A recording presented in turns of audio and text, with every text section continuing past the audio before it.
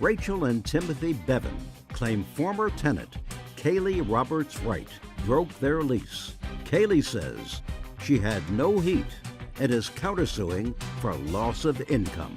Well, I have a text on February 2nd that says my heater is blowing just cold air again, which suggests that she had told you about this before. Yes, ma'am. And you say, okay, we'll get it fixed on Monday. And then on February 16th, she said, I'm not sure what's going on with my heater. It just seems to go in and out. It worked yesterday, but today I can't even get the fan to blow. I've had it on for over 30 minutes and it still hasn't turned on. And then you say, okay, I'll come and check within the next hour. If it still doesn't work, we have a space heater for you to use until we can fix it on Monday. Well, that's what you said on February 2nd. Now we're talking about February 16th. The space heater, didn't you say that was in December? Was the last statement? February.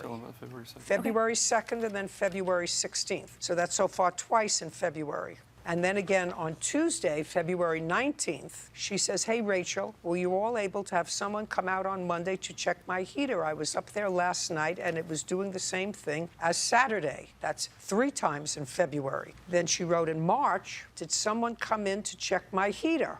You wrote back, they were supposed to, but never got a text confirmation. That was in March. So we have so far at least 3 times in February by text, and then we start in March. Okay, then you answer, Tim says that your unit is off this morning. Your place will not stay comfortable or heat up well, especially when it's so cold out. If you turn your unit off at night, you must keep it on at all times. And she answers you the same day. She said, I've tried leaving it on like he told me to do, but it did not work. The unit is the issue, not me turning it off. You say, okay, I'll be out there. Sounds to me that this heating unit was a problem in December and it never got fixed. I have receipts showing how it was fixed in December.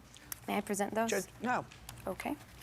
In February, at the beginning, she was not leaving it on. That was the issue on February 2nd. I don't know that. You're not a heat expert, so you can't tell me that. All I know is I have 3 instances in February and 2 in March where she says the heating system is not working again. It's blowing cold. You say, well, come.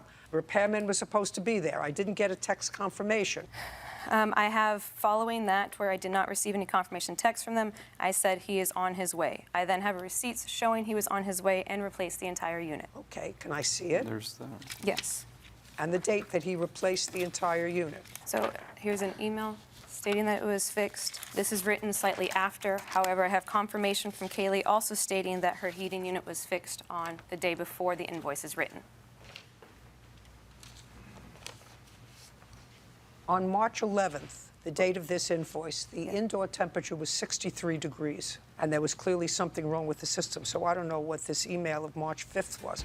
Clearly, January, February, and up through March 11th, there was a problem with the heating. That's clear, based upon what you just gave me, that it was broken. Yes. That's why he completely... Well, then she had a right to move out. He completely replaced the unit. We have videos showing on days she was closed because of heating, it was 69 degrees inside the unit. I don't care. Okay. She has the right to move out. If she doesn't have heat for 2 months, she has the right to move out. And she didn't have heat for 2 months. You just showed me she didn't have heat for 2 months. She complained about it. She had the right to move out. Now, you have a counterclaim. Your counterclaim is for lost revenue. Yes, ma'am. How do you intend to prove that? I didn't have anything with me to prove it. Well, I had to move my stuff into another location. that's not lost revenue. I had to sell it at a discounted price, below wholesale. You may have had to do that anyway, but you had the right to move out because you gave them ample notice that the heating wasn't working for over a 2-month period. So that's, to me, a constructive eviction. Your case is dismissed. We're finished. Thank you.